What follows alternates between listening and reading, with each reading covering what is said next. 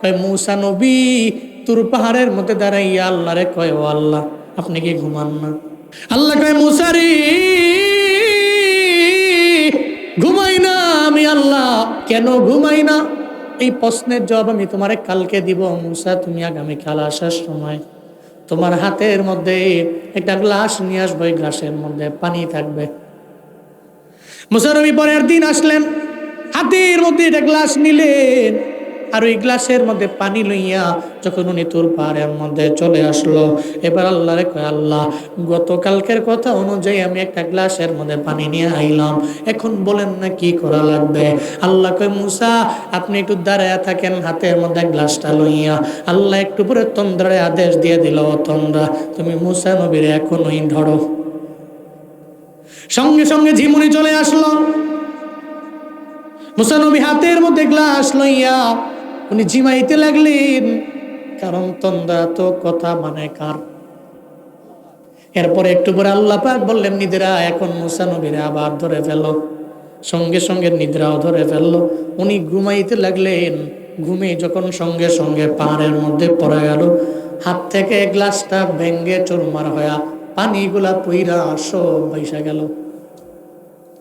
ঘুম থেকে লাফ দিয়ে জাগলেন, লাফ দিয়ে জেগে বলে আল্লাহ আমি চিন্তিত, আমি শঙ্কিত, আমার হাতের মধ্যে একটা গ্লাস নিলাম, কিন্তু ঘুমের কারণে গ্লাসটা আমি রাখতে পারলাম না রে আমার আল্লাহ।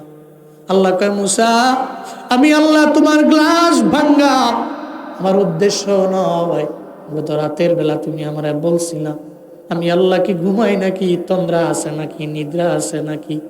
না রে মূসা, সাধারণ একটা পানির গ্লাস ঘুমের কারণে রাখতে পারলাম না, ভেঙ্গে চুরমার হয়ে গেল। ও মূসা রে আমি রব তো আসমানের মালিক, আমি আল্লাহ তো জমিনের মালিক, দুনিয়াতে যত মানুষ আছে সব মানুষ তো আমি আল্লাহ বানাইলাম। রাতের বেলা গভীর রাতের মধ্যে কোনো একটা গ্রামের আল্লাহর বান্দি পেটের মধ্যে ব্যথা আরম্ভ হয়ে গেল, ওই আল্লাহর বান্দি নারী এখন ডাক্তারের দরবারেও যেতে পারবে না, ফার্মেসিও বাজারের মধ্যে খোলাও নাই, উনি গরিব মানুষ, উনি চাইলে যে একটা প্রাইভেট কার টেলিফোন দিয়ে নিয়ে আসতে পারবে, পসিবল না। পেটের ব্যথা লইয়া রাতের বেলা মুনাজাত দুইটা রবের দরবারে কান্দে, আল্লাহ গো আমার ডাক্তার নয়, আমি চাইলেও রাতের বেলা কোনো ফার্মেসি দোকানে যেতে পারবো না রে আমার আল্লাহ। ও আল্লাহ তুমি আমার পেটের ব্যথা ভালো করে দাও। আল্লাহর দরবারে চোখের পানি ফালাইয়া ওই মহিলা কান্না করে। আল্লাহ কয় ওই বান্দি যদি আমি রবের দরবারে কান্না করার পর আমি আল্লাহ যদি তন্দ্রায় যাই অথবা জিমাইতে জিমাইতে আমি আল্লাহ ঘুমায় যাই, তাহলে ওই বান্দিরে পেটের ব্যথা থেকে কে শুশ্রূষা দিয়ে দিবে? আমি আল্লাহ ছাড়া। এই পেটের ব্যথা কে ভালো করবে? ও মূসা আমি আল্লাহ তন্দ্রাও নাই, আমি আল্লাহ নিদ্রাও নাই, আমারে তন্দ্রাও ধরতে পারে না, আমি জিমাই না, আমি বিন্দু মাত্র পরিমাণ আমি ঘুমাই না, এটাই আমার পরিচয়। আমি আল্লাহরে জীবনেও কোনোদিন ঘুম ধরতে পারে না। দুনিয়ার রাজারা তো ঘুমায় না, তাহলে আমার আল্লাহ কেমনে ঘুমাবে? কারণ সব রাজাদের রাজা একজন, চিল্লা বলেন তার নাম। وعباد الرحمن الذين يمشون على الأرض هونا وإذا خاطبهم الجاهلون قالوا سلاما। আল্লাহ পাক বলেন দুনিয়াতে বহু বান্দা আছে, সব হলো আমি রবের বান্দা। একটা হিন্দু আমি রবের বান্দা, একটা খ্রিস্টান তো আমি রবের বান্দা। কারণ হিন্দু তো বানাইলেন আমার আল্লাহ, খ্রিস্টান বানাইলেন আমার আল্লাহ, বৌদ্ধ বানাইলেন আমার আল্লাহ। দুনিয়াতে যত সন্তান জন্ম নেয় সবাই তো ধর্মের উপরে জন্ম নেয়, আমগো ধর্মের উপরে, সিলমের উপরে ধর্ম, সিলমের উপরে জন্ম নেয়। একটা হিন্দুর ঘরের সন্তান মা বাবা মাধ্যমে দুনিয়ার মধ্যে আসে, সে ইসলামের উপরেই জন্ম নেয়। এরপরে তার মা বাবা তারে হিন্দু বানায়, খ্রিস্টান বানায়, বৌদ্ধ বানায়, নাসারা বানায়, ইহুদি বানায়। সব তো আমার আল্লাহর বান্দা। আপনার এলাকার মধ্যে হিন্দু, খ্রিস্টান, বৌদ্ধ যদি থাকে, আপনি মুসলমান, বলেন না রে বাবা সবার মালিক তো অন্য কেউ না, কে? আমার মালিক আমার আল্লাহ। আমার রব আমার আল্লাহ। ঠিক তেমনি যত ধর্মের লোক আছে সবার মালিক হলো আল্লাহ, কিন্তু কেউ মানে না, কেউ ধর্মের টানে অন্য ধর্মের কথা বলে, কারণ তার মা বাবা তার ইহুদি বানাইলো, নাসারা বানাইলো। আমরা মুসলমান, আমরা জীবনেও কোনোদিন আমার আল্লাহ ছাড়া অন্য কাউরে মালিক মানতে পারি না, অন্য কোনো ব্যক্তির পায়ের মধ্যে গিয়া সেজদাও দেই না। আমরা একজনেরই মালিক মানি, চিল্লা বলেন তার নাম। আল্লাহ পাক বলেন, আমি রহমানের খাঁটি বান্দা হও। সবাই তো নামের বান্দা, বলে আমার দাদাই মুসলমান ছিল, আমার বাবাই মুসলমান, এদের ঘরে জন্ম নেওয়ার কারণে আমিও একজন মুসলমান হয়ে গেলাম। না রে বাবা, গুণের মুসলমান হওয়া লাগবে গুণের মুমিন।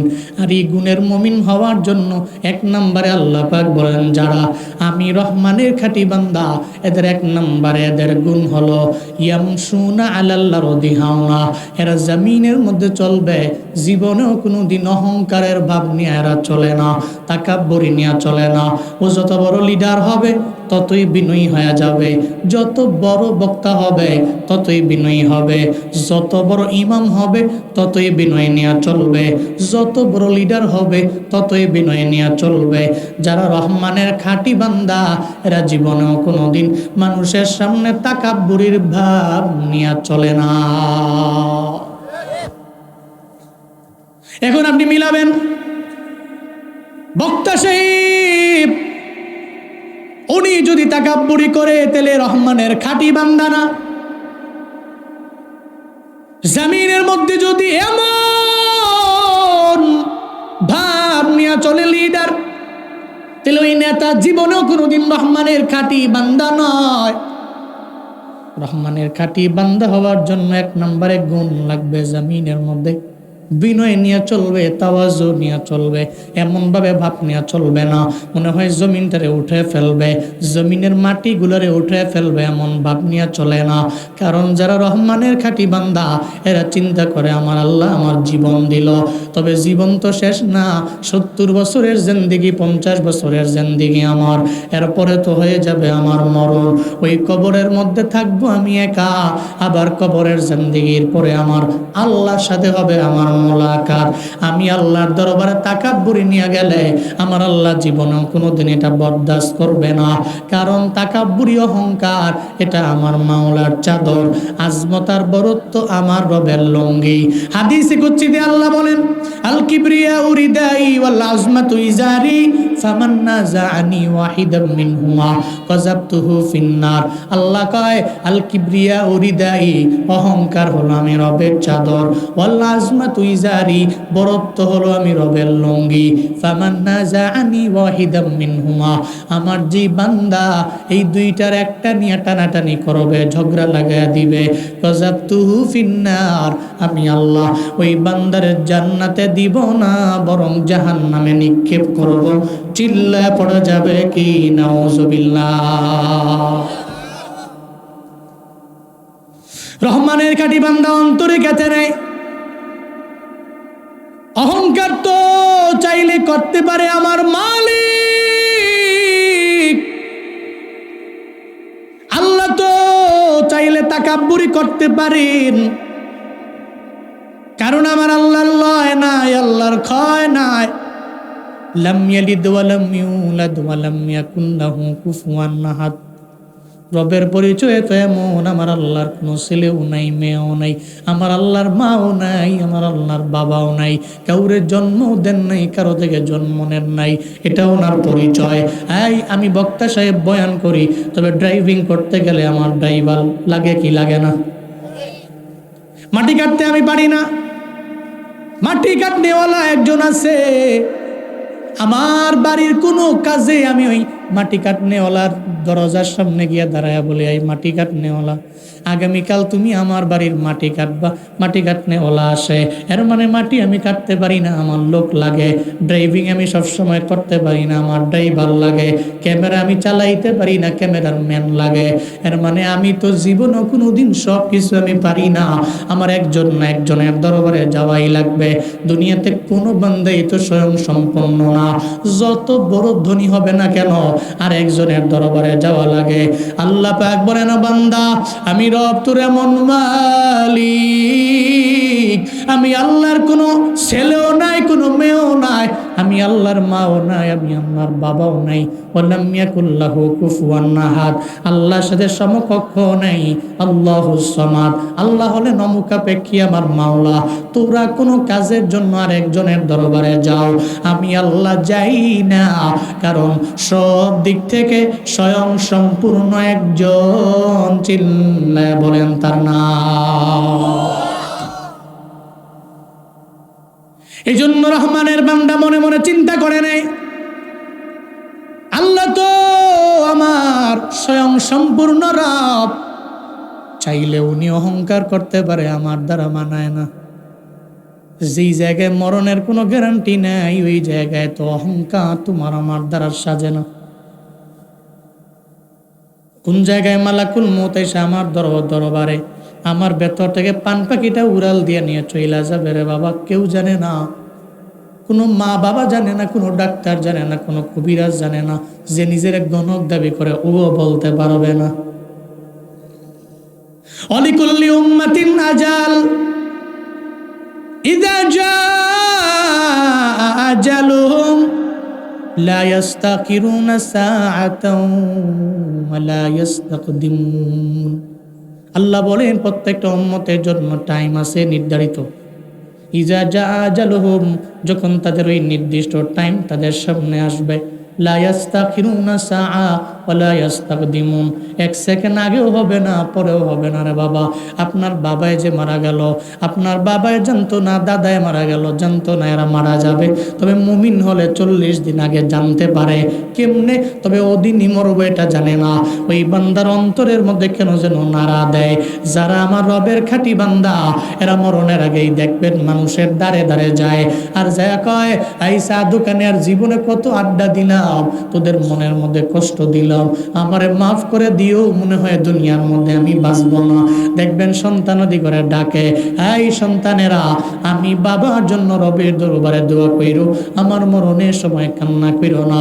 আপনার মা যদি মুমিনা নারী হয়, আপনার মায়ের মরণের আগে আপনি দেখছেন 40 দিন আগে থেকে আপনার মায়ের আচরণটা কেমন জানি হয়ে গেছে।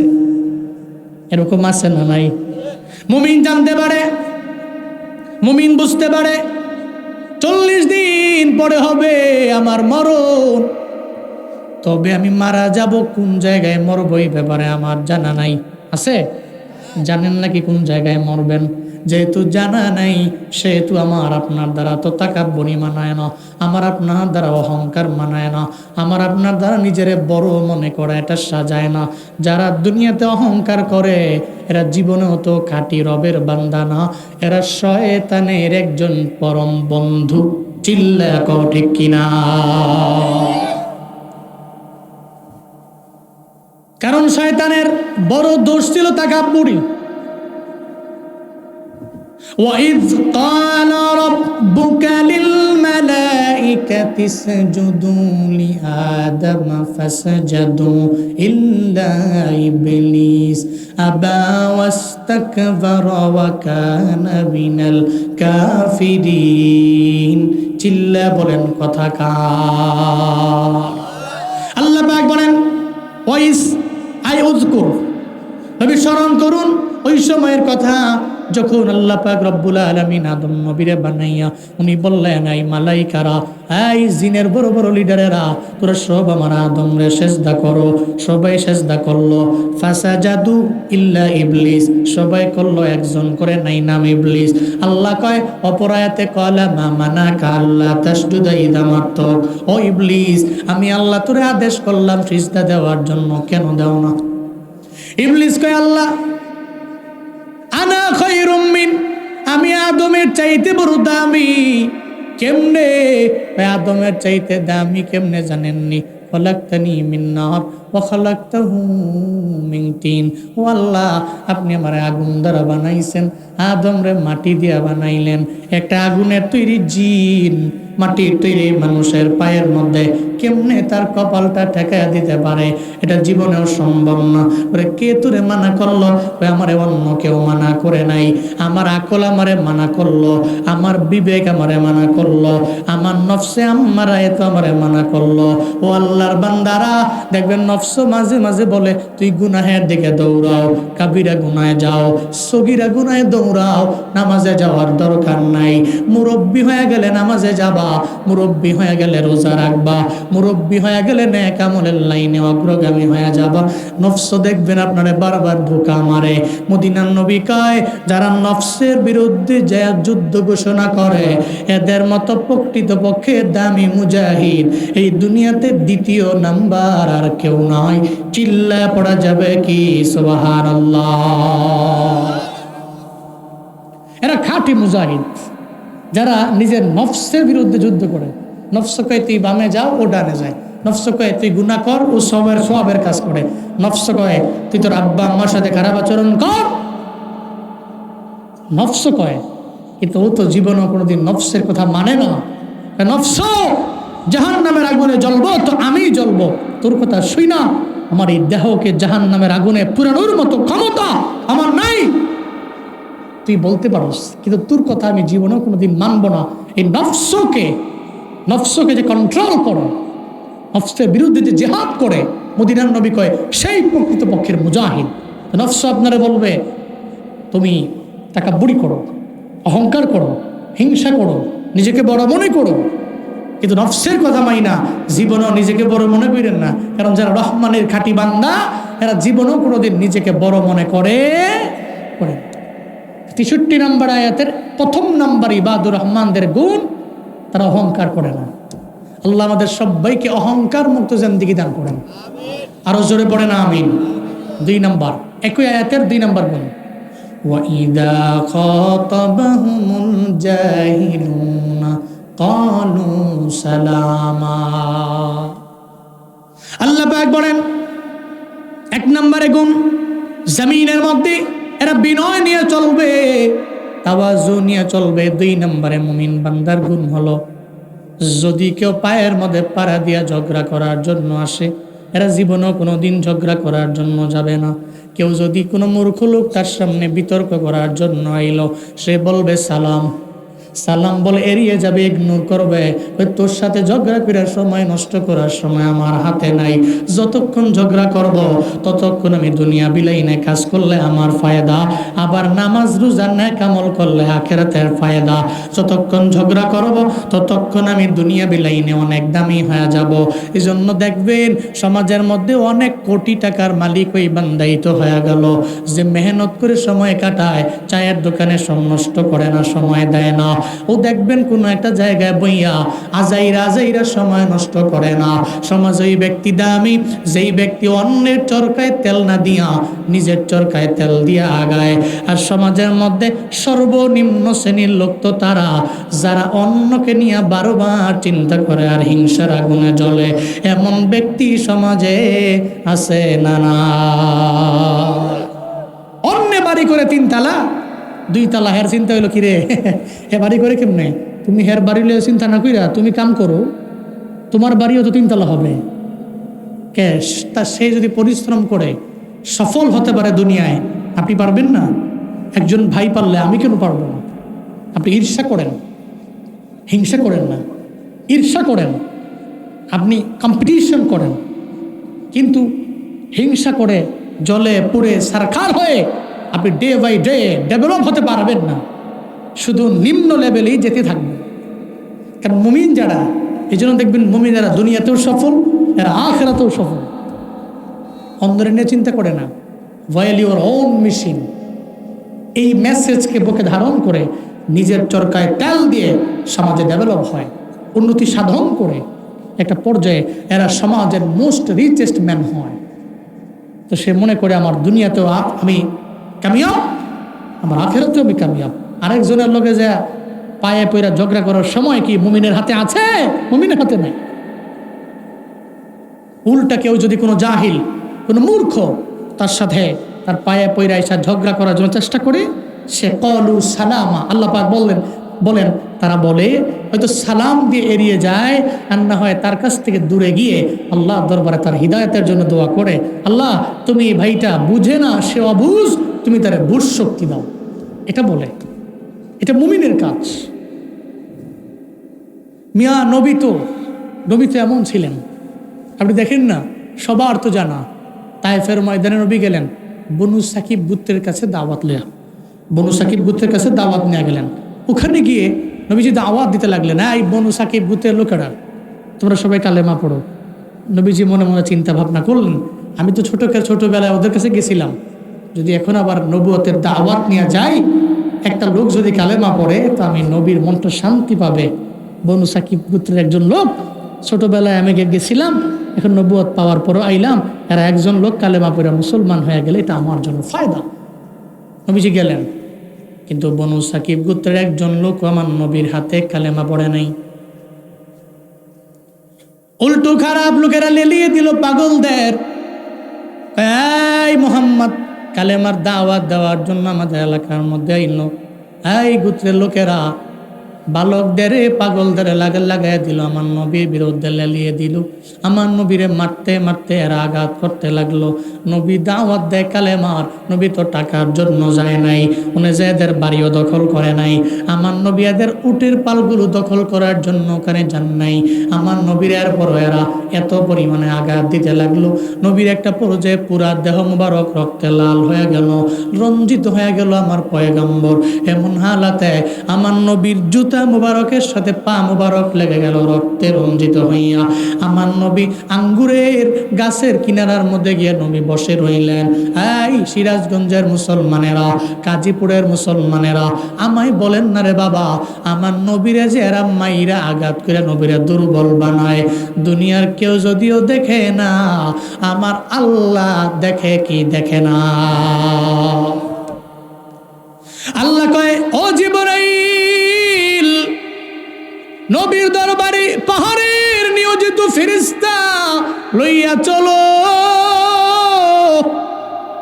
নবী আমার ক্লান্ত হয়ে দুর্বল হয়ে বসে আছেন, আমি আল্লাহ জীবনও কোনোদিন এটা সহ্য করতে পারি না। এই যাও না রে জিবরাইল। যখন জিবরাইল পাহাড়ের নিয়োজিত ফেরেশতাদের লিডার নয়া আমার নবীর সামনে এসে হাজির হয়ে গেলেন। আসসালাতু ওয়াসসালামু আলাইকা ইয়া রাসূল। আমার নবীর সালাম দেয়। নবী কয়, জিবরাইল রে, দেখো না আমারে মারতে মারতে তায়েফের লোকেরা আমার পা মুবারকের সাথে জুতা লেগে গেছে, রক্তে রঞ্জিত হয়ে গেছে আমার পুরা বডি মুবারক। জিবরাইল কয়, নবী এই জন্যই তো আপনার সাথে পরিচিত করাইবার জন্য একজন ফেরেশতা নিয়ে আইলাম। জিবরাইল কয়, ও পয়গম্বর, উনি হলো এই পাহাড়ের নিয়োজিত একজন ফেরেশতা। আমার নবী কয়, এই তোমার পরিচয় আমায় দাও। উনি বলে, আসসালাতু ওয়াসসালামু আলাইকা ইয়া রাসূলুল্লাহ। নবী গো, জীবনে কোনোদিন আপনার সাথে আমার মোলাকাত হয় নাই, আপনার সাথে আমার সাক্ষাৎ হয় নাই। আল্লাহ পাক আপনার চোখের পানি আমার আল্লাহ বরদাস্ত করতে পারেন নাই, আপনার শরীর মুবারকে রক্ত মুবারক দেখে আমার আল্লাহ সহ্য করতে পারে নাই।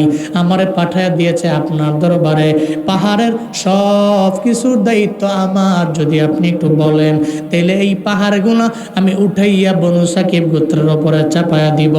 এরা একটা লোকও এই জমিনের মধ্যে বাঁচতেও পারবে না, এরা থাকতেও পারবে না। আমার মায়ার নবী কয়, না রে না, ও ফিরিস্তা, এই বান্দারা বুঝে নাই, এই উম্মতেরা আমার কালেমার দাওয়াতটারে বুঝে নাই, আমার দ্বীনি লাইনের দাওয়াতটা বুঝে নাই, আমার উম্মতেরা বুঝে নাই। তবে এই প্রজন্ম না বুঝলে আরেকটা প্রজন্ম এমন আসবে যারা আমার নবীরে হারে হারে হারে হারে চিনবে। এই প্রজন্ম, এক প্রজন্ম যারা না চিনে, পরবর্তী প্রজন্ম তো তারে ভালো করেই চিনে। যদিও বর্তমান প্রজন্মের পোলাপানেরা এরা যদিও দামি দামি উলামায়ে কেরামদের এরা চিনে না, এরা আলেমদের কদর দিতে বুঝে না, আলেমদের কদর দিতে জানে না।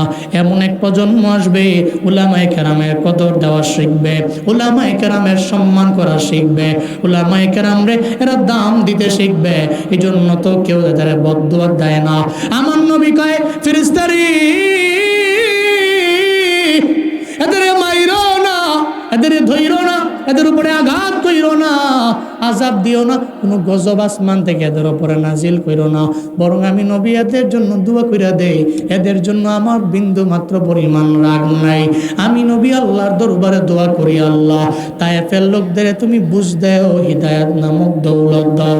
আল্লাহ কয় আমার নবী এমন গুণে গুণান্বিত, আমার যারা খাঁটি বান্দা এরাও তো এই গুণে গুণান্বিত হয়ে যাবে। এদের সাথে ঝগড়া করার জন্য যে পায়ে পরে ঝগড়া করতে আসবে, এরা ঝগড়া করবে না, বরং এদের জন্য মুনাজাত ধরে রবের দরবারে হিদায়াতের দোয়া করবে। চিল্লায় পড়বেন কি মারহাবা। এরা জীবনেও কোনোদিন ঝগড়া করতে যাবে না। নবীর জিন্দেগিটা নবীর এমন ছিল, এই জন্য আল্লাহ কয় আমার খাঁটি বান্দাদের 2 নাম্বার গুণ হলো এরা ঝগড়া করে সময় যতক্ষণ নষ্ট করবে ততক্ষণ ডাকে আমার আল্লাহরে। সুবহানাল্লাহ পড়বেন না? আল্লাহরে ডাকে, এরা বুঝে এবং এরা মানে আমি আল্লাহর দিকে অগ্রগামী হব, আল্লাহর দিকে আমি আগে যাব। সমাজের মধ্যে দেখবেন বহু লোক আছে, এখানে অনেক বহু লোক আছেন আপনারা যারা জীবনেও কোনোদিন কারোর সাথে ঝগড়া করেন নাই, মারামারিতে নাই, হাতাহাতিতে নাই। আপনি এই চিন্তা নিয়ে ঘুরেন, দরকার কি মানুষের লগে ঝগড়া করা, একজনের দেখলে গালি দেওয়া, প্রয়োজন কি? অনেকে কিন্তু এই চিন্তা নিয়ে ঘুরে।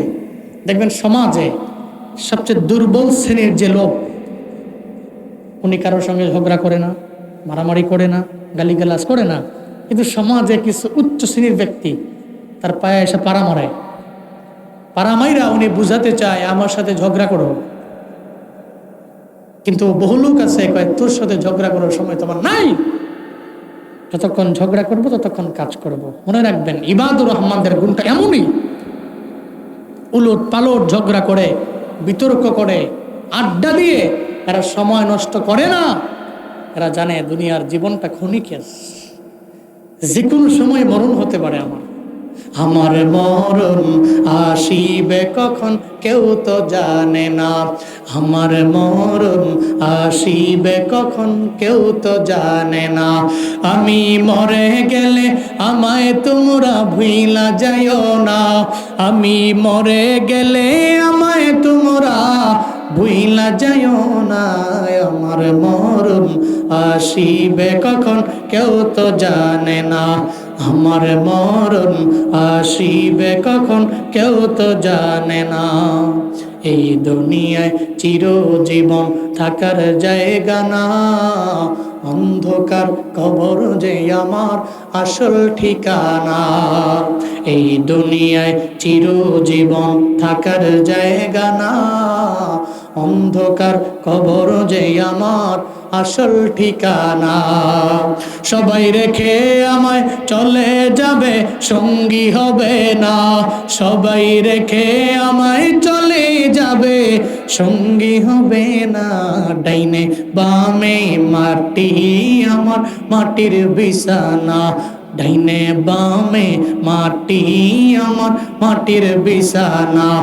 আমি মরে গেলে আমায় তোমরা ভুইলা যাইও না, আমি চলে গেলে আমায় তোমরা ভুইলা যাইও না। আমার মরণ আসিবে কখন কেউ তো জানে না, আমার মরণ আসিবে কখন কেউ তো জানে না। ঠিক কিনা বলেন? আমার মরণ কোথায় আসবে আমি জানি না তো। এই জন্য মুমিনের চিন্তা হইল মরণের আগে এই 50 বছরের জিন্দেগিতে মারামারি, কাটাকাটি, রাহাজারি, খুন খারাপি, মানুষের পক্ষ থেকে বদদোয়া নিয়া খারাপ আচরণ কইরা ঘুরে গিয়া লাভটা কি? ও চিন্তা করে ঝগড়া বাদে, বিভেদ বাদে, মানুষকে সবার সাথে সম্প্রীতির সাথে চলে এমনভাবে মরব যাতে আমার মরণের পরে মানুষ হাত তুলে মুনাজাত ধরে একটা বার আমার জন্য দোয়া করে। এটা মানুষ ইবাদুর রহমানদের মধ্যকার যে দামি বান্দা, এরা এটা করে, ঝগড়া করে না, সমাজের মধ্যে বিশৃঙ্খলা লাগায় না, ফেতনা সৃষ্টি করে না। 2 নাম্বার। 63 নাম্বার আয়াতে 2টা গুণ পাইলাম। 1 নাম্বার গুণ কি জানো? অহংকার, অহংকার করে না। 2 নাম্বার, কেউ ঝগড়া করতে আসলেও সে ফিরিয়ে দেয়, ইগনোর করে সালাম দিয়ে এড়িয়ে যায়, সে ঝগড়া করে না। এটা 2টা গুণ পাইলাম একই আয়াতে। এবার 64 নম্বর আয়াতে আল্লাহ পাক বলছেন, والذين يبيتون لربهم سجدا وقياما। আল্লাহ পাক বলেন, রহমানের যারা খাঁটি বান্দা, এরা জমিনের মধ্যে যখন চলবে, রাত পার করে দিবে, রবের কুদরতি পায়ের মধ্যে সিজদা দিয়ে এরা রাত পার করে দিবে। নামাজের কিয়ামের মধ্যে দাঁড়াইয়া লম্বা সময় আমার আল্লাহকে রাজি করার লক্ষ্যে নামাজের মধ্যে দাঁড়াইয়া থাকবে, সিজদার মধ্যে রবের কুদরতি পায়ের মধ্যে সিজদা দিয়া দিবে। দুনিয়াতে এমন কোনো অলি নাই, দুনিয়াতে এমন কোনো পীর নাই যেই অলি তাহাজ্জুদের নামাজ ছাড়া অলি হইল, যেই পীর তাহাজ্জুদের নামাজ ছাড়া বড় দামি পীর হয়ে গেল। আর যারা তাহাজ্জুদের নামাজ পড়া ছাড়া নিজের অনেক বড় দামি অলি মনে করে, দামি পীর মনে করে, এদের আমরা দামি বলি না, এরা হলো ভণ্ড। এরা কি? তাহাজ্জুদের নামাজ ছাড়া আপনি আল্লাহর কাছের হবেন ইম্পসিবল। ومن الليل فتهجد به نافلة لك عسى أن يبعثك ربك مقاما محمودا। আল্লাহ পাক বলেন, রাতের একাংশে এমন এক নামাজ আমি আল্লাহ রাখলাম, তাহাজ্জুদের নামাজে বান্দা যখন 2 রাকাত 4 রাকাত 6 রাকাত নামাজ আদায় করে যখন রবের দরবারে চোখের পানি ফেলায় কাঁদবে, আসা আইয়া বাসাকা রব্বুকা মাকামাম মাহমুদা, এই বান্দা আশা করতে পারে যে রবের দরবারে দুনিয়ার মানুষের দরওয়াজা বন্ধ হয়ে গেল, এই বান্দা মুনাজাত ধরে রবের দরবারে কান্দে, 2 ফোঁটা চোখের পানি ফেলাইয়া তাহাজ্জুদের মুসল্লায় বান্দা কান্না করে। আশা করা যায় আল্লাহ পাক রব্বুল আলামিন তারে প্রশংসিত একটা আসন এবং প্রশংসিত একটা স্থানে আমার আল্লাহ তারে নিয়ে যাবে। চিল্লায় পড়বেন কি সুবহানাল্লাহ। এর মানে দুনিয়াতে যারা ওলি হয়, রবের খাঁটি বান্দা যারা হয়, তাহাজ্জুদের নামাজ ছাড়া কোনো বিকল্প নাই, রবের কুদরতি পায়ে লম্বা টাইম সিজদা দেওয়ার ছাড়া কোনো বিকল্প নাই। নামাজের কিয়ামে দাঁড়াবেন, আল্লাহরে রাজি বানাবেন, আমার আল্লাহরে সন্তুষ্ট বানাবেন। আল্লাহরে যদি রাজি করতে পারেন তাহলে দুনিয়া এবং আখিরাতে মালিক কে? আরো জোরে বলেন না কে? যদি আল্লাহরে আমি পাই তাহলে দুনিয়ায় তো সব আমি পাইয়া গেলাম, আবার আখিরাতেও জান্নাতের মালিক আমি হয়ে গেলাম। আল্লাহরে পাইলাম তো দুনিয়া পাইলাম, আখিরাতও পাইলাম। সুবহানাল্লাহ পড়বেন না? আল্লাহরে পাইলে সব পাওয়া যায়। সুলতান মাহমুদ গজনবী রহমতুল্লাহ আলাইহি গজনির সুলতান ছিলেন, দামি একজন শাসক। সুলতান মাহমুদ গজনবী একাধারে ছিলেন আদিল, আবার ছিলেন সমর কুশলী। অভিযান পরিচালনা করতে করতে চিন্তা করছে ভারতবর্ষে কি নাই। মিয়া, বাংলাদেশ, ভারত, পাকিস্তান, আল্লাহ কি পরিবেশ দিয়েছেন, সুবহানাল্লাহ পড়বেন না? আল্লাহ কত নিয়ামত দিয়েছেন এই অঞ্চলগুলোতে। তো গজনি থেকে উনি ইতিহাস সাক্ষী 1000 খ্রিস্টাব্দ থেকে নিয়ে 1027 পর্যন্ত 17 বার অভিযান পরিচালনা করে সব লয়ে গেছে। সমর কুশলী ছিলেন সুলতান মাহমুদ গজনবী। কিন্তু এমন না আমাদের দেশের নেতাগো মতো না। আমাদের দেশের নেতারা তো একটু লিডার হইতে পারলে আল্লাহরে ভুলে যায় না। Who is god? যেই জনগণের ভোটের মাধ্যমে নির্বাচিত হয়, দেখবেন যে মোটামুটি একটু নেতা হয়ে গেছে, যখন নেতা হওয়ার 1-1.5 বছর পরেই যেই জনগণের হাতের আঙ্গুলের ইশারায় উনি বড় লিডার হলো, নেতা হলো, নির্বাচনের আগে মুসাফা করলে মনে হয় এটা কি হাত না কুলবালিশ।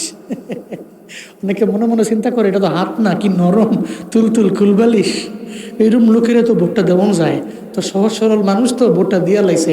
1 বছর পরে ওই হাতটা এমন টাইট হয়েছে, যেই ব্যক্তির আঙ্গুলের ইশারায় ও নির্বাচিত হয়ে লিডার হয়েছে, তাকে ওই হাত দিয়াই থাপ্পড় দিয়েছে। এমন নজির প্রমাণ আছে না ভাই? আমার দেশের লিডারেরা ভোটের আগে যেমন, যদি পরেও সমান হইতো তাহলে দেশটা সোনায় ভরপুর হয়ে যাইত। কিন্তু এরা তো আগে যেমন পরে তেমন থাকে না। যদি এমন হইতো দেশটা সোনায় ভরপুর হয়ে যাইত। আমার দেশের মানুষ যে পরিশ্রম করে, যে ঘাম ঝরায়, আমার দেশের মানুষ হাজারে বসা বসা খায় না। গ্রামের একটা মানুষ মুরব্বী এরপরও দেখবেন পরিশ্রম করে, কষ্ট করে, হয়তো সে গার্ড, রাতে নাইট গার্ড করে, অথবা দিনের বেলা কোনো বাড়ি পাহারা দেয়, কোনো একটা কাজ করেই তার বাড়ির ট্যাক্স দেয়, খাজনা দেয়, কত পরিশ্রম করে। যদি এই দেশটাতে এমন এক লিডার পাওয়া যাইত, যে লিডার আদিল, যে লিডার ন্যায় বিচারক, আল্লাহর কসম করে শতবার বলতে পারি, আমার দেশটা সোনায় ভরপুর হয়ে যাইত। তা সুলতান মাহমুদ গজনবী সমর কুশলী ছিলেন, দ্যাট মিনস এর মানে উনি অত্যাচারী ছিলেন না, জালেম ছিলেন না, আল্লাহর উপরে আস্থা ছিল। সুবহানাল্লাহ পড়বেন না? খলিফাতুল মুসলিমিন হযরত ওমর রাদিয়াল্লাহু আনহুকে উনি ফলো করতেন। হযরত ওমর যেন কয় নাম্বার খলিফা?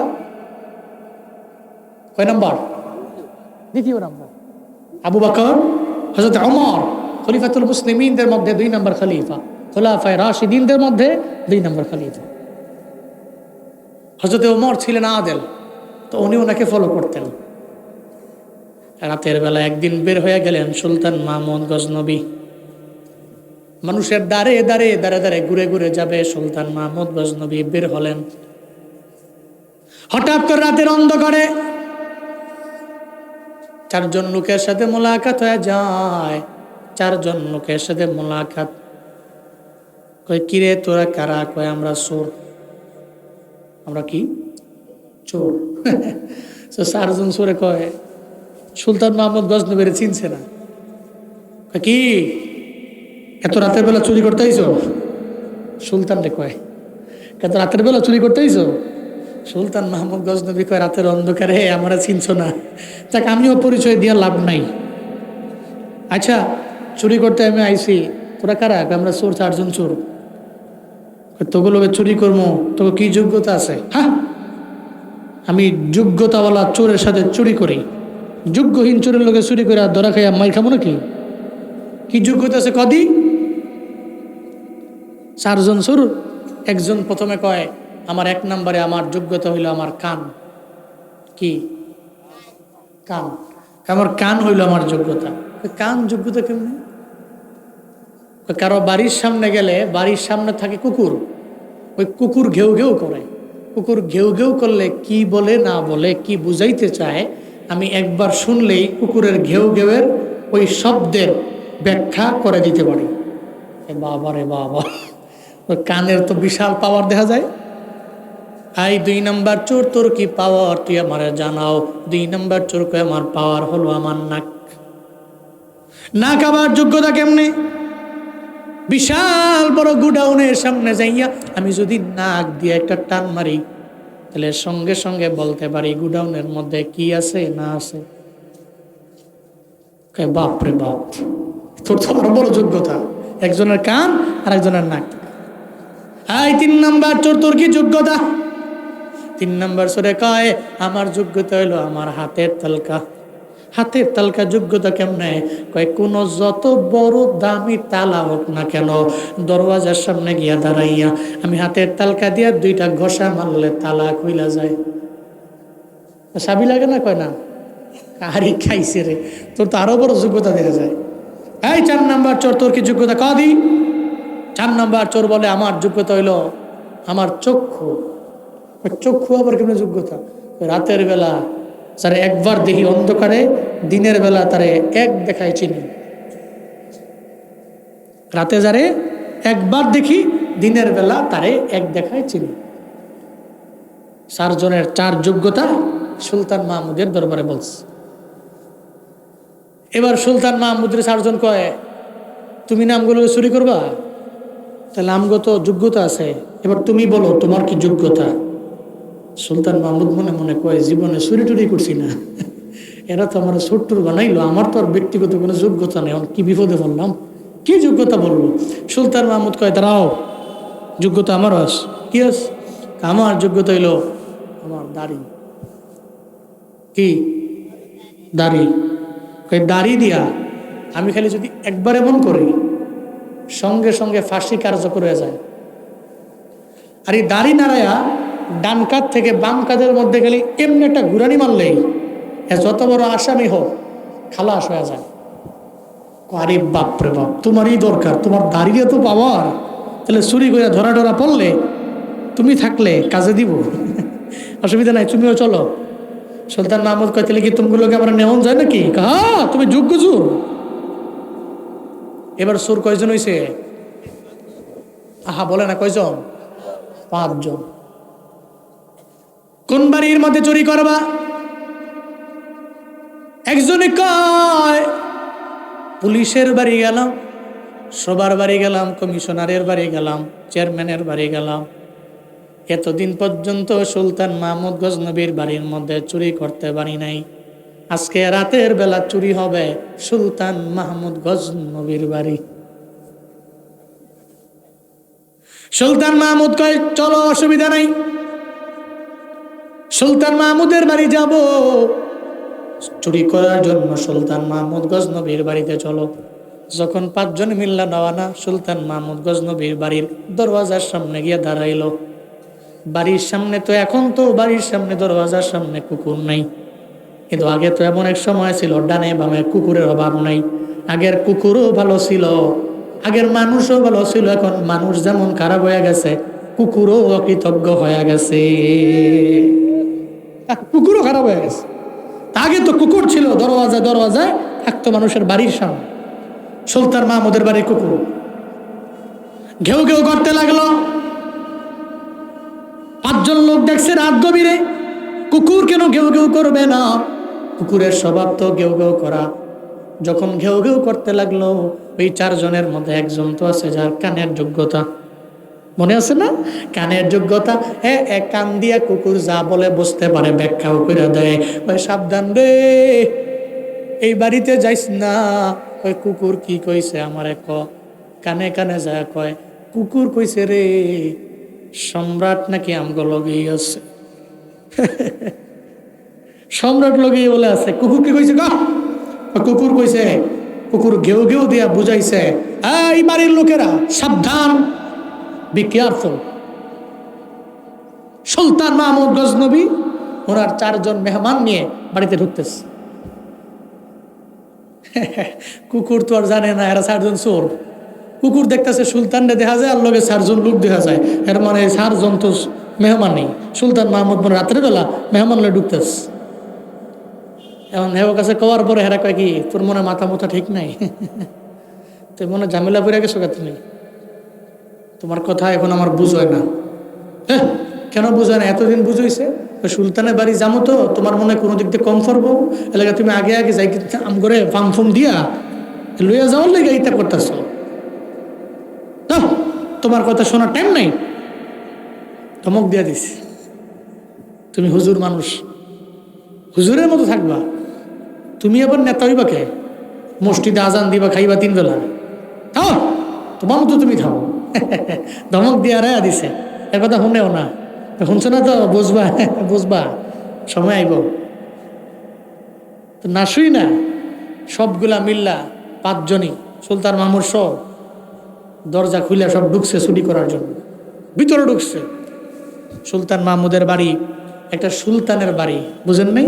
সম্পদ কি কম না বেশি? স্বর্ণালঙ্কার রৌপ্য মুদ্রা কম না বেশি? মিয়া, আমগো দেশে যদি 16 বছর জুলুম নির্যাতন কইরা মানুষের টাকা মাইরা দিয়া, হের যদি লকারের মধ্যে 800-র উপরে, 800 কেজির উপরে যদি খালি খালি স্বর্ণই পাওয়া যায়, তাহলে সুলতান মাহমুদ গজনবীর বাড়ি কি আর চাইতে বেশি পাওয়া যাবে না কম পাওয়া যাবে? আমাদের দেশের নেতারা তো একেবারে খাইতে খাইতে খাইতে খাইতে এক একজনের পুরা বডি মনে হয় যে স্বর্ণ দিয়া ওজন দিলে যাওয়াইব, এর চাইতে বেশিও এক শরীরের দাম হয়ে গেছে খাইতে খাইতে। এক একজনের বেগম পাড়ায় বাড়ি, থাইল্যান্ডে বাড়ি, ভারতে বাড়ি, সব জায়গায় বাড়ি, সব তো আমার তোমার আর এই কৃষকের দিন মজুরের পরিশ্রমের গামের টাকা। সুলতান মাহমুদ গজনবী ছিল মোস্ট রিচেস্ট শাসক, কিংবদন্তি ছিলেন। তার বাড়ি গেছে চুরি করতে গিয়া মোটামুটি সবাই ব্যাগ ট্যাগ ভরছে, এক একজনে মোটামুটি বস্তা টস্তা বইরা, 4 জনেই ইচ্ছা মতো চুরি করে। সুলতান মাহমুদ খালি ডারমামে চায়। তো হেরাও কয় যে তোমার চুরি করার দরকার নাই, বিপদে ফিরে গেলে তুমি বাসায় লাইও, দাঁড়িয়ে দিয়ে এরম করে লাইও, বেঁচে যাবো। সুলতান মাহমুদকে ঠিক আছে করো, দেখি না কদর করতে পারো। এবার 4 জনে মিলে ইচ্ছা মতো চুরি করে বস্তা রাস্তা বইরা যাওয়ার আগে একজন কয় দাঁড়াও, সুলতান মাহমুদের বিছনাটা সুন্দরই তো লাগে, তো বিছনা সুন্দর হলে কি হয়েছে? বিছনা সুন্দর, এই যে সারা জীবন চুরি করতেছি এরকম একটা বিছনায় ঘুমাইতে পারছো? একটা জায়গায় ঘুমাইতে পারছো? আইও 1-2 ঘন্টা ঘুমাই লই। গ্রামের একটা লোকের যদি কক্সবাজার 5 স্টার হোটেলের মধ্যে নিয়ে দেওয়া হয় সুন্দর একটা রুমের মধ্যে,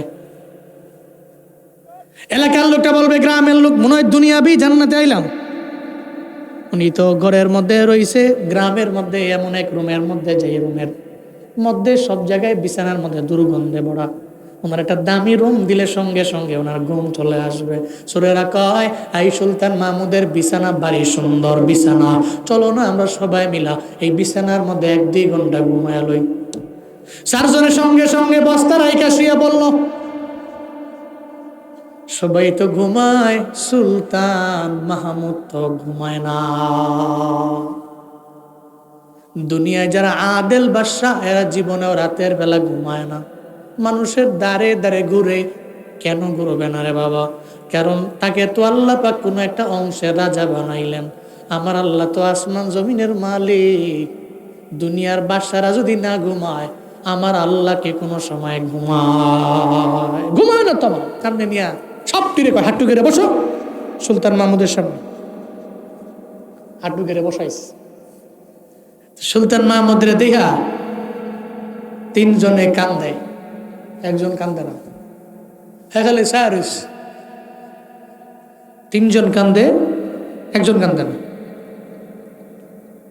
3 জনে খালি বারবার খালি বলতেছে সুলতান মাফ করে দেন, মাফ করে দেন। আপনি মাফ না করলে আমগরে সব মেরা লাগব, মাফ করে দেন, জীবনে কোনোদিন চুরি করতাম না। আর কত কথা বুঝেন নাই, মাফের লেগে আমার কত কথা অনেক কথা কইতেছে, কিন্তু একজন তো মাফও চায় না, হ্যাঁ কিছু কয় না। সুলতান মাহমুদের দিকে তাকায়া হ্যাঁ কইতাছে আমার তো চোখের যোগ্যতা, রাতের বেলা যারা আমি একবার দেখি দিনের বেলাও তারা চিনি। আপনি কি সেই লোক না গত রাতের বেলা যে চুরি করার জন্য আমগুলোকে এড়িয়েছিলেন? আপনি তো সেই লোক যে রাতের বেলা 2 ঘন্টায় চুরি করার লেগে আমগুলোকে এড়িয়েছেন। রাতের বেলা আপনি চোর আর দিনের বেলা আপনি রাজা, কেমনে? How this possible? সুলতান মাহমুদকে চুপ, সাহস কত বড়! চুরি চুরি আবার সিনা জুড়ি। 3 জন তো কান্দে, হে তো কান্দে না, হে তো কয় শাম পায়া গেছি। এই শাম তো সুলতান যদি হয়ে থাকে রাতের বেলা তো হেরেই আমরা সুট্টুর কইয়া হ্যাঁ হ্যাঁ তো আমগুলো চুরি করতে আইছে, খেলা জমা গেছে। সুলতান মাহমুদ দরবারে বলে পরিচয় যখন দেয়, এবার 4 জনে মিল্লা সুলতান মাহমুদের দরবারে গিয়া করজোরে রিকোয়েস্ট করে, সুলতান রে, যদি গত রাতের বেলা আপনি যদি আমাদের সঙ্গে অ্যাড হয়ে থাকেন তাহলে তো আমাদের 4 জনের 4 যোগ্যতা ছিল, আপনারও ছিল একটা যোগ্যতা। আপনার যোগ্যতা হইল দাড়ি দিয়ে নাড়া মারলে ফাঁসি হয়, ডান কাত থেকে বাম কাদের মধ্যে দাঁড়িয়ে নিয়ে ঝাঁকুনি মারলে যত বড় আসামি হোক খালাস হয়ে যায়। আমগো জন্য কি এটা পারা যায় না? সুলতান মাহমুদ কয় পারা যায়, শর্ত মাফ করবো আমি। কি শর্ত? ওই জীবনে কোনোদিন চুরি করতে পারবা না, কোনো মানুষের বাড়ি যেতে পারবা না, আর মানুষের সম্পদের মধ্যে হাত দিতে পারবা না, আর জুলুম করতে পারবা না, আর নির্যাতন করতে পারবা না। আজকে থেকে ওয়াদা করে নেও জীবনে কোনোদিন আর মানুষের বাড়ির মধ্যে হামলা কইরা মানুষের বাড়ি থেকে মাল লুটতরাজ কইরা নিয়ে যাইবা না। যখন এই কথা বলে রে, এবার চোরেরা কয় তাহলে মাফ করে দেন, আমরাও মাইনা নিলাম, জীবনও কোনোদিন আর চুরি করব না, আর মানুষের বাড়িতে হামলা করব না, আর মানুষের মাল লুটতরাজ করে আমরা নিয়ে যাইব না। সুলতান মাহমুদ কয় এতক্ষণ পর্যন্ত তোমরা আমার আসামি ছিলা, কিন্তু রাতের বেলা 2 ঘন্টার জন্য আমি তোমাদের বন্ধু হইলাম। আমার তো একটা পাওয়ার আছে রে। সঙ্গে সঙ্গে দাড়ি দিয়া ডান কাত থেকে বাম কাদের বরাবর দাড়িটা ঝাঁকুনি মারলো আর বলল জল্লাদ এদের মারা যাবে না, খালাস করে দাও। যখন ওনারা চারজনকে খালাস করে দেওয়া হলো, চারজন বের হয়ে যায়। বের হয়ে তো এখানে শেষ না, এখানেই তো আসল খেলা। রাস্তায় যখন যায়, একজনে আর একজনের কাঁধের মধ্যে ধইরা, বন্ধুরে জীবনে কত চুরি করলাম, কত বান্দার হক আমরা মারলাম, আজকে সুলতান মাহমুদের বাড়িতে চুরি করবার আইলাম, কিন্তু আমরা ধরা খেয়ে গেলাম। নিশ্চিত কনফার্ম আমাদের মরণ হয়ে যাইত, কিন্তু আমাদের মরণ হয় নাই। কেন জানুনি? 2 ঘন্টার জন্য সুলতান রে বন্ধু বানাইলাম, এই কারণে মরণ হয় নাই। খালাস হয়ে গেল, আমরা মাফ পাওয়া গেলাম। ও বন্ধুরা, দুনিয়াতে সুলতানরে বন্ধু বানানোর কারণে যদি হয় এত পরিমাণে পাওয়ার, মরণ থেকে যদি বাইচা যাইতে পারি, আমার আল্লাহরে যদি বন্ধু বানাও, সিজদা দিয়া নামাজে কিয়ামে দাঁড়াইও, হাসরের ময়দানে আমার গুনাহের কারণে যখন আমি জাহান্নামের আসামি, আল্লাহ বলবে, ও বান্দা, ও বান্দা, তুই তো আমার বন্ধু ছিলা, দুনিয়াতে আমারে বন্ধু বানাইলা, সিজদায় যায় নামাজে কিয়ামে দাঁড়াইয়া আমি আল্লাহরে বন্ধু বানাইলা রে, আজকে জাহান্নামের আসামি, আমি আল্লাহ তোরে মাফ করে জান্নাতের মধ্যে ঢুকিয়ে দিব। আমার আল্লাহ তুই পাওয়ার আছে, আমার আল্লাহ তুই ক্ষমতা আছে। দুনিয়ার সুলতান মাহমুদের যদি এত পাওয়ার হয়, মরণ থেকে বাইচা যাইতে পারি, তাহলে আমার আল্লাহর তো আরো বেশি পাওয়ার। আমার আল্লাহ মরণ না, বরং জাহান্নামের আগুন থেকে বাঁচাইয়া আমাদের সবাইরে জান্নাতের মধ্যে ঢুকিয়ে দিতে পারে। চিল্লা আওয়াজ করে পড়া যাবে কি মারহাবা? দুনিয়ার সুলতানের এত পাওয়ার হলে, সুলতানের সুলতান আমার মালিক আমার আল্লাহ, হাসরের ময়দানে যার এত পাওয়ার, আমার রবের এত ক্ষমতা, যদি ওই রবের বন্ধু বানাইতে পারো রে বন্ধুরা, জাহান্নাম থেকে উনি ফিরায়া জান্নাতের মধ্যে দিয়া দিতে পারে। ওনার সে পাওয়ার আছে, ওনার সে ক্ষমতা আছে। এই সিরাজগঞ্জের কাজীপুরের মুসলমানেরা, তাহলে আজকে থেকে নিয়ত করে নেন না রে বাবা, আমি আল্লাহরে রাজি বানাবো। আল্লাহরে রাজি বানানোর জন্য লাগবে আপনার সিজদা, আল্লাহরে রাজি বানানোর জন্য লাগবে নামাজের কিয়াম। ও আল্লাহ, বেশি বেশি তোমার কুদরতি পায়ের মধ্যে সিজদা দেওয়ার তৌফিক তুমি দাও, নামাজের মধ্যে সময় বেশি দেওয়ার তৌফিক দাও। চিল্লা জোরে করে পড়েন আমিন।